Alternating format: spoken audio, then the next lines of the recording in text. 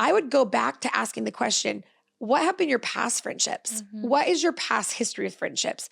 And that will tell you why friendships have fallen apart and what kind of expectations you had or what ways you let people treat you, and get really clear on your core values of friendship. Hi, welcome to Havilah's podcast. I'm Havilah Cunnington. I'm so excited that you're here. We are doing a really interesting series, and it's actually something that all of you guys have asked for. It's something that you guys, when we surveyed everybody, the main topic you wanted to talk about was friendship, female friendship, adult friendships. And so we're calling this whole series The Art of Adult Friendships, and we're breaking it down. So the first week we talked about, the 5 things that are sabotaging your social life. We really pulled that apart. And then last week we talked about the 5 truths you need to actually have great, healthy adult friendships. And then this week, we're going to do a Q&A. Some of the questions that you guys posted on our socials, and you were like, we want to know the answers to these things when it comes to friendship, and we want to get those answered for you. So we're really glad that you're here. And if you like this series, let us know. Or if you know somebody who would like this kind of series, share it with them. Let them know that this is happening.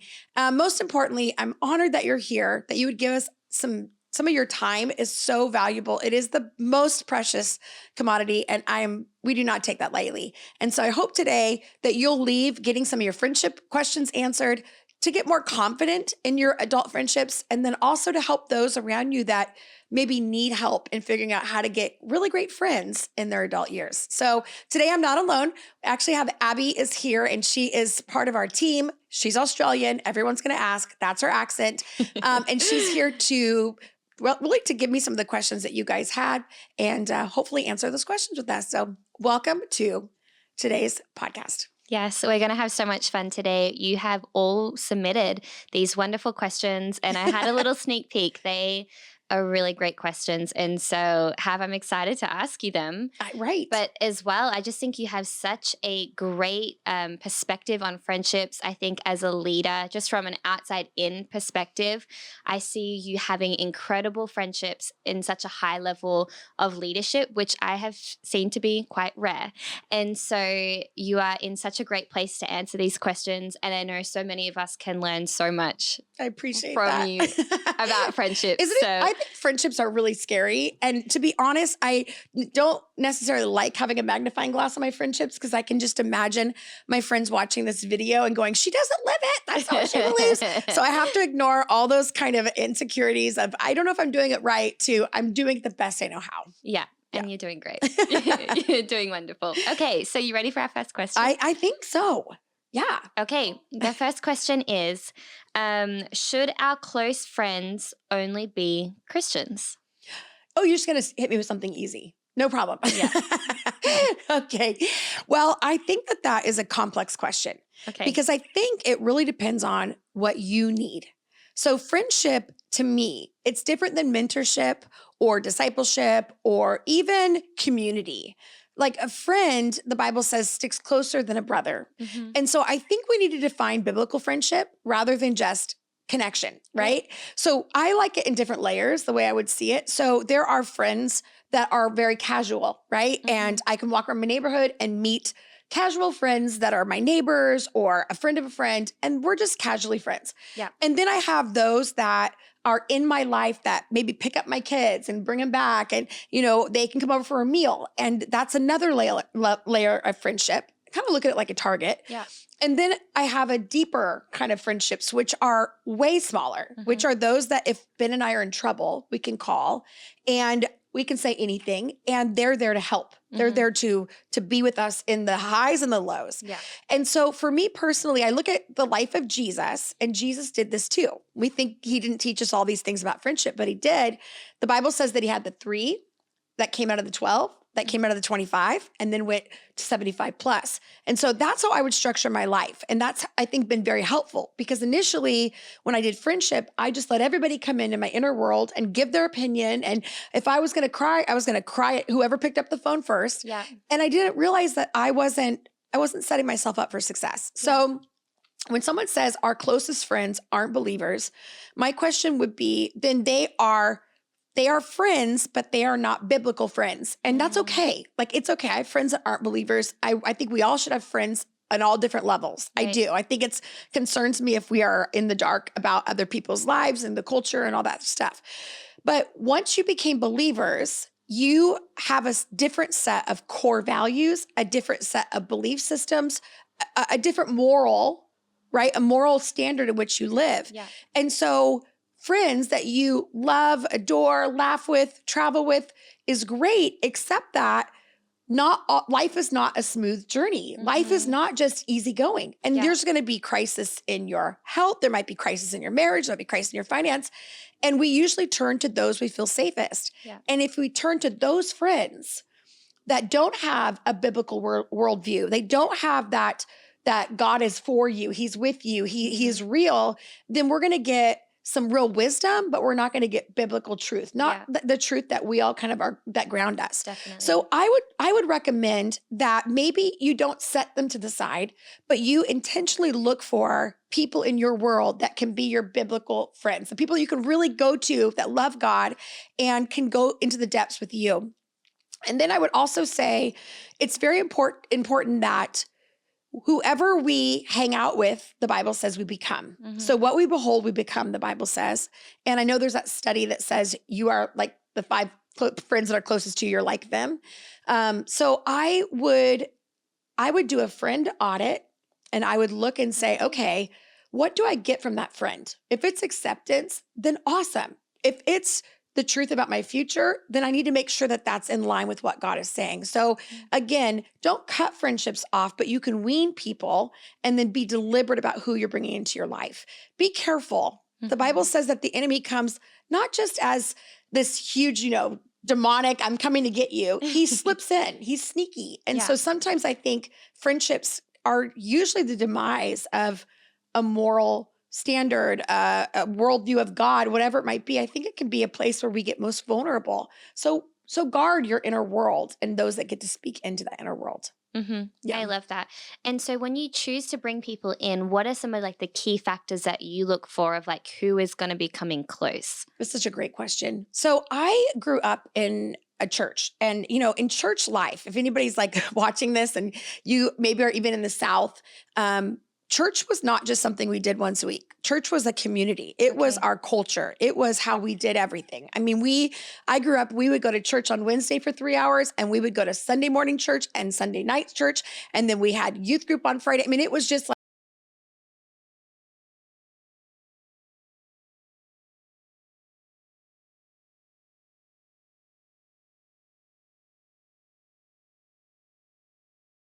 thing doesn't mean that we all believe the same thing. Yeah. And so I kind of began to understand that I was very vulnerable to over trusting and allowing people to come into my life and not having a good barrier to say that's allowed, that's not allowed. So when you're saying what do you do to bring them in? I think it's very important that you have, I would even have like a mental time zone of like, okay, the year mark of a friendship. I feel like if I get to see somebody in every season, then I'm willing to pull them more into my life. I think how they treat others is really important. If I'm with people and I watch how they treat the server or how they treat their neighbor, and if they are snobby or bratty or dismiss, or if they're super kind and really generous. I also watch how they talk about previous friendships, because that's such a good indicator that if someone talks about someone like that, they're probably going to talk about you like that. And so I don't want people to fake it. I don't want them to say like, oh, nothing ever bad happened. But I do want them to be honest. And so then I start to have these kind of parameters that allow them to come closer and come closer. So for me, I think I do a lot of research. I let them hang out with us in very low stake environments. And then the inner circle people, lean and mean, I don't have a lot of people that get in that space, partly because I don't always have the time to vet people, but also I also want to be the same type of friend. And so if I just pull people in to help me or get in the trenches with me, then I can't contribute to them. That's so great. my weakness is that I have felt that I owed them friendship rather than wanted to be their friend. And I got in trouble doing that because there was already this weird ecosystem in the friendship of I would not call you a friend, or I don't think we would be friends, but I owe you friendship because I want you to think I'm inclusive. I want you to think that I love everybody. And then all of a sudden I am feeling unsafe in my space because I went into like a shame or blame of I need to be there for that person rather than saying, is this what I need right now? And am I what they need? And be honest about that. Wow. I love one of the things that you said about how they treat other people. I think for me, that is so key as well. When I look at some of my close friends and the way I chose them is because I see the way they act outside and I'm like, wow. And I'm in awe of like, oh my goodness, I need that in my life. I need that example. I need that person to drive me to do the same in other situations. And so I think that is a really good point. And I think that's what you're saying is if you don't know how to do friendship, watch somebody who's good at it and mimic what they do.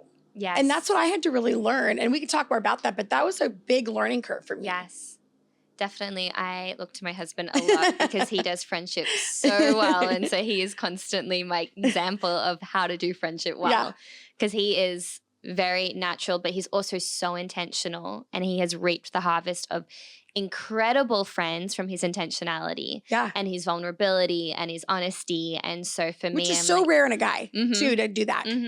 And so it's true. I think learning from other people and watching them, how they do friendship from someone you admire is so important. And it's key because it helps you identify the areas in which you're not maybe the strongest in or what you can grow in or, and it just pushes you further into deeper friendship. I love that. Go Ben. I love that. She has her own Ben. That's why I'm saying go Ben. Okay. You ready for question 2? How do you manage unintentional hurt within a healthy friendship? The hurt word. Let's go back. I think we can all go back to the friend wound. For me, I remember, I grew up in a home that only had a sister. Yeah. So it was all feminine in my home. And her and I were best friends or enemies, and it could happen in the same 24 hours. It was we loved each other or we were each other's worst enemies. And I remember in grade school and in high school making these declarations like, I only hang out with guys. Guys are easy, girls are complicated. And I wasn't lying. Like, it's true. Girls are complicated. There's a lot of drama. And I tended to be more in that space with guys. It felt more comfortable. This is crazy. In high school, I used to say, I want to have 5 boys in my life. I used to say all the time, I want 5 sons or 5 boys. I don't think I said sons, 5 guys. Well, and now I look back, I live with 5 guys. So I would say, watch what you speak because it can happen. But I would say I did not go into friendships feeling very confident. Okay. Because I think in my early years, I was blindsided by what I thought I was giving out to what somebody was perceiving. Yeah. And then also the demand of a friend was always shocking to me. Like there's somebody that I was just giving all this time to, and then they would say they felt betrayed because I wasn't. Yeah. Now, as I've gotten older, like decades later, I know, oh no, that was an unhealthy part to them that wanted me to be their person and I wasn't their person or whatever. So as I began to grow, I really started to intentionally pull friends in. And it was simply in the way that we did it was we'll do a small group at our house and we'll let people show up and we'll just do life together. We'll have a meal together. Our kids can roam around. Well, fast forward, that whole group of friends ended terribly. And again, I don't like to call people online. So I take as much fault as anybody else, but it turned into, there was a disagreement in the core group. And it started to kind of, how one person talks to one person, that other person talks to the next. And then you come into the room and everyone's had a conversation but you. Yeah. And then you find out in the group setting that everyone's had private conversations and that what we had thought was going on wasn't going on. And I remember just feeling devastated because I love these people. I wanted to do life with them. And I was shocked that they were willing to just write us off so quickly and move on. And so when we got to Bethel, we had friends. I've had lifelong friends, but I'm talking about a group of friendships.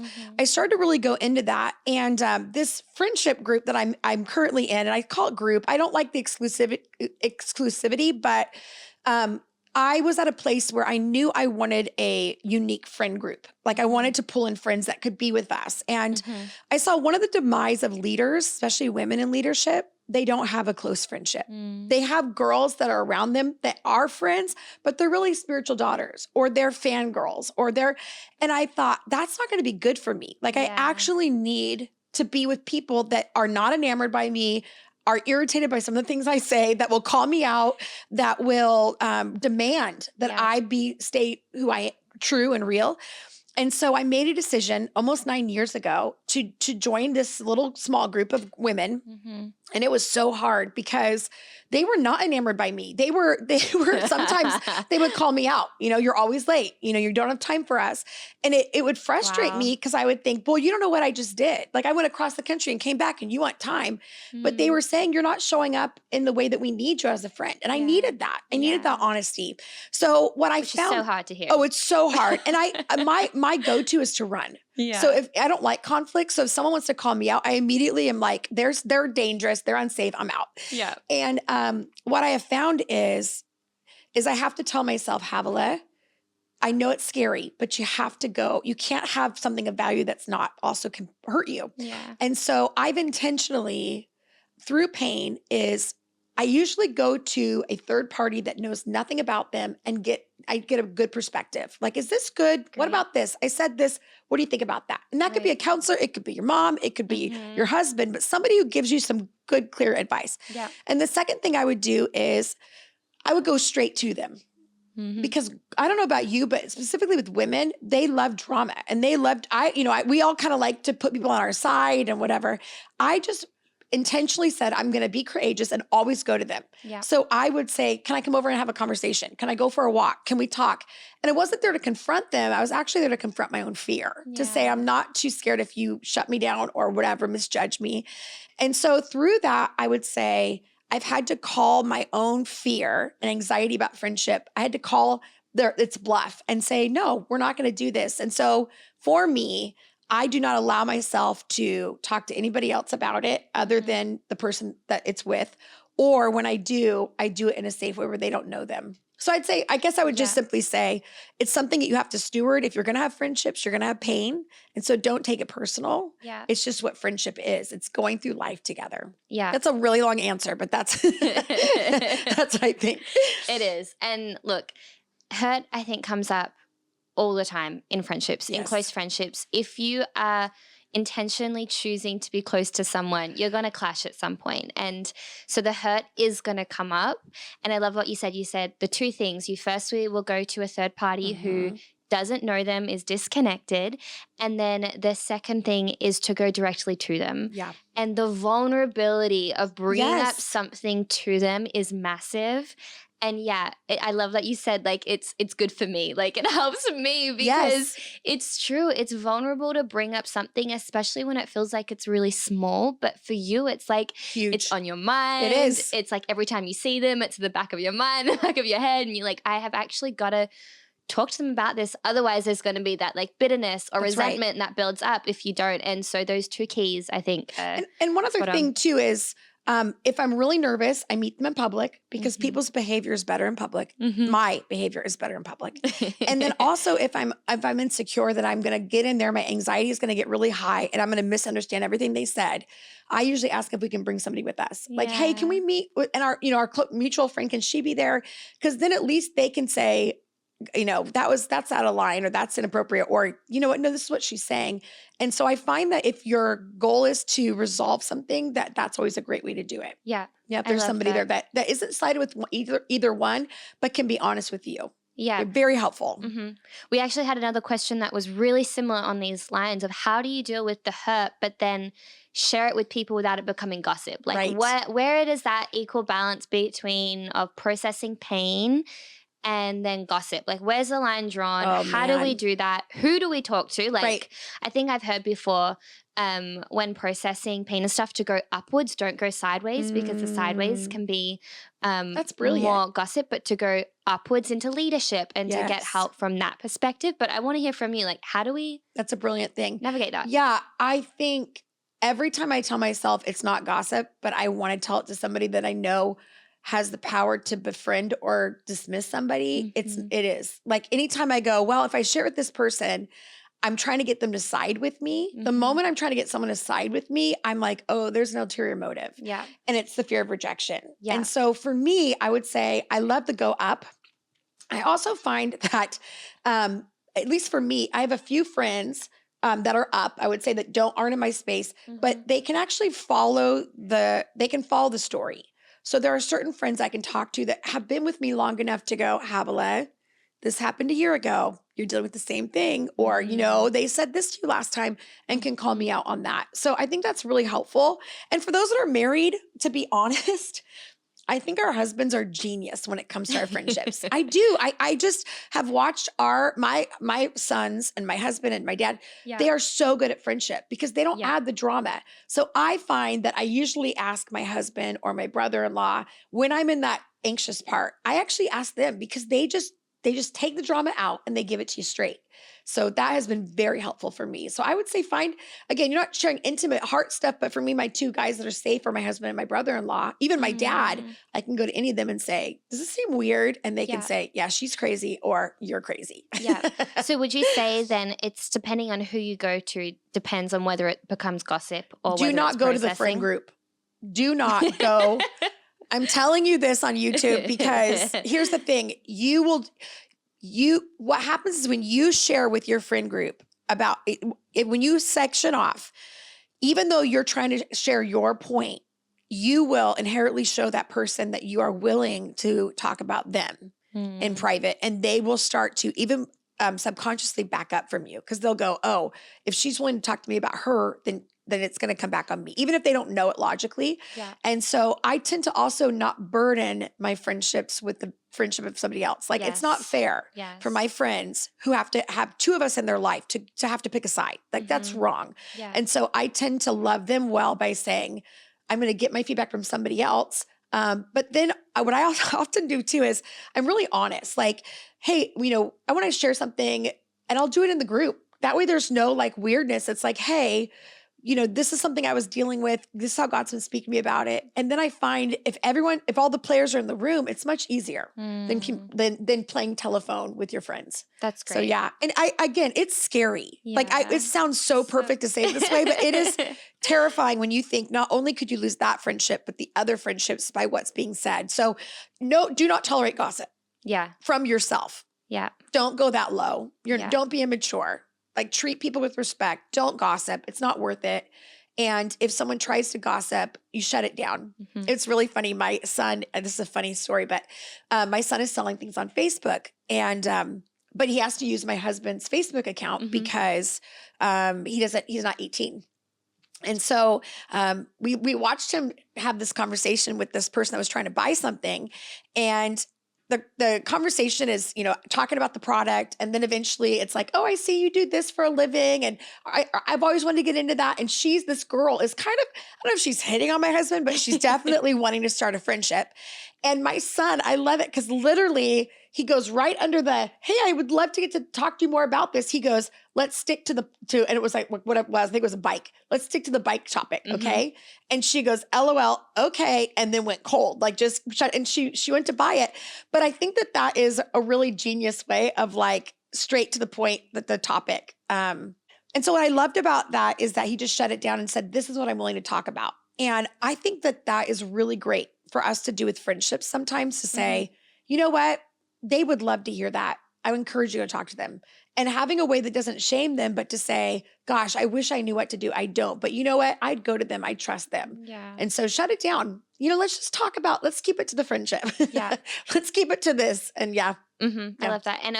And also when we find other people gossiping with us, or we do it with someone else, it actually distorts our view of that person, which is really hard, honestly, to recover from. I know I've had people share with me things about others that I wish did not happen because it distorts this view. And I'm like, I don't want to hear that. And so the shutting down is actually so important, not only for them to like share with them, teach them so they can learn a lesson, and to help them in their view of that person, but also for you, because it's really hard to recover when there's like, and what's the motive that you don't want to hear. Right. I always say, like, if you're sharing something with me that is tragic or illegal or, then my suggestion is that is so serious. We should go talk to them together. If Mhm. that really did happen. Like, you almost want to call people's bluff Yes, on, I if love you're that. saying that that's how he's treating his wife, then we need to Yes. do something right now. And I find that if you kind of call people on their bluff, they go, oh, well, I mean, that's just something I think. And so I would take Mhm. them so seriously that they end up watching what they say. Mhm. Definitely. And when someone comes to you, one of the first things that could come out of your mouth is, have you spoken to them about Yes. this? And just ask it straight Brilliant. back at them. Brilliant, Abby. Absolutely. Mhm. Yes. And usually it's, well, I don't know, I don't think they'll listen. That says everything about you. It doesn't say everything about them. Mhm. So I can't make a judgment on something they haven't had a chance to do yet. Yeah. Yeah. Absolutely. Okay, let's do one more question Yes. before time is up. I want to hear from you. We've had a number of questions in our inbox about how do we develop friendships when you're a mom, when you're like 40 plus, like adult Mhm. friendships. Like, how do we do this? Because it's hot. It is hard. The art of adult friendships is very hard. Mhm. And I think it's complicated on certain levels. I think what makes it complicated is that all growing up, you are put into groups and forced friendship. So like in school, you're in the same class with all your same age friends. And then you go to college or, ministry school and you're with friends. Everything's Mhm. forced. And then all of a sudden you're out on your own. Mhm. And then on top of that, if you have kids, then you have forced friendships again because you're going to preschool things and high school things and sporting events, and so you have all these forced friendships, and then to really go, what kind of friendships do I want, Yeah. is very unique. So what I would say is, and I've seen people do this so terribly, and I at times have done this terribly, is it's okay, don't put high stakes on one person or one idea. Like, I had to really realize that just because I was friends with somebody for a season and it didn't last, didn't dismiss the friendship. Mhm. Or I was friends with for a reason, didn't dismiss it. And what I find is that so many times that if someone goes, I want to build a friendship, sometimes it's, I want that person to make me feel. I want to know that I've got this person I've always needed. And I would go back to asking the question, what happened in your past friendships? Mhm. What is your past history with friendships? And that will tell you why friendships have fallen apart and what kind of expectations you had, or what ways you let people treat you, and get really clear on your core values of friendship, Mhm. which might be, I need them to be trustworthy, to tell me the truth. It might be that I want them to love God, because then they're going to tell me that God is good and they're going to help me, point me towards that. It might be that they have time, okay, but how much time? Do I want to be able to text them all day long? Or is it a girls' night out? Yeah. Or is it, we want to sit in the nursing mom's room together? What is that? And be really specific with yourself. When you say, I want to hang out with friends, what do you mean? Do you mean every single night what are we doing? Mhm. Or is it once a week? Another one is, I want to make sure I don't just get stuck with one friend, that I put all my friendship in one basket, but actually say, I'm going to diversify. I'm going to work on 4 friendships rather than just one. So if that person heads out, I have somebody. And then maybe it's, I'm not going to let them into my inner circle for 1 year. So I will not allow myself to give them the keys to every room in my house. I'm not going to share with them my childhood. I'm not going to share with them about my marriage battles. I'm not going to share, not yet. They have to go around the mountain a little bit and really guarding that. Wow. To see who's willing to be with you and stick around. And sometimes we think, if I show you mine, you'll show me yours. And there's this kind of weird thing in a friendship of, well, I'm doing this for you, you got to do this. And there's this payback, and it's not healthy. It's dysfunctional. And so I'm only going to share what I'm ready to share. And I want you to only share what you're ready to share, but we have to have time. So I would say, make those little rules of engagement for your friendships. Admit when you did it wrong. Did you gossip in the past? Did you destroy that? Did you put all your effort in one person and actually felt like they disappointed you and you felt betrayed? But was it betrayal?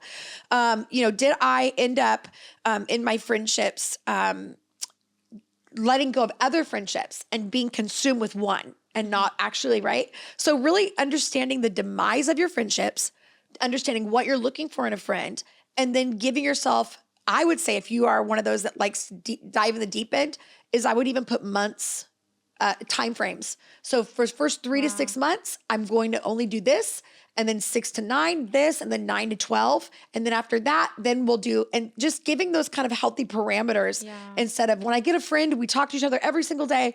And that's just sometimes not reasonable. Yeah. So I would say that's really important. Also, don't write people off. Sometimes I think we think, I need a friend who's like me, who's in the same season of life, who's doing everything I'm doing. And when I was a young single woman at 24, 25, my best friend lived down the street with her 4 kids and her husband. And she was about 15 years older than me. And she was my best friend. And I was able to connect with her in a way that I couldn't connect with the other women. And so if I had judged that and said, well, I need someone to be single and ready to mingle like me, and that I would have missed that entire friendship that was good for me. Wow. So I would say, don't dismiss. You go, I want new friendships. Then look around. It could be the neighbor who's a grandmother, but she's just a good friend. It could be, somebody that you just never would have thought of. Yeah. And then test the water. And then lastly, I would just say, almost like dating. You're not going to want a ring and a date the first date. I mean, the ring and a date when you first go out. You're also not going to tell them everything on your first date. Think of that as a friendship level as well. Great. So, if you have a 3-hour date with a friend, don't expect that you're going to have a 3-hour next time. Give it space to breathe so you can kind of relax into the friendship and be honest with yourself.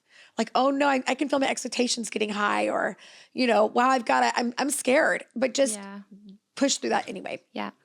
That's awesome. I know. It's very helpful. And I think it's really good. One last thing.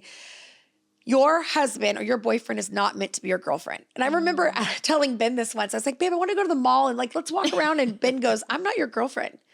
And I had this realization. I should have had it before, which was, oh, I'm not marrying a husband so he can be my girlfriend. That's okay. And so I think that's important too, is the disappointment I'm having with my spouse or the expectation or whatever it might be could be that you don't have healthy friendships. You don't have enough women in your life that are actually connecting with you, knowing you, being with you. And so everything gets dumped on this poor man who's trying to make a living, protect you. And it's just not as complicated as you are. So I think that's really, really important. It's a good point to end on. Yeah. I love it. All right, you guys, I hope that you enjoyed this conversation on friendship. I know we had more, and we might hit some of these on socials, but thank you for joining us. We actually, at the end of this whole series, the last week, I've invited my core group to come and have a conversation about friendship. So if you're wondering, are her friends real? Like, is she really honest with them? You're going to see them be very honest with you about myself and our friendships. And so I hope that you catch that. And if nothing else, thanks for being here, and don't forget to subscribe so you can catch the next episode of this series. Have a great day. Bye-bye. Bye.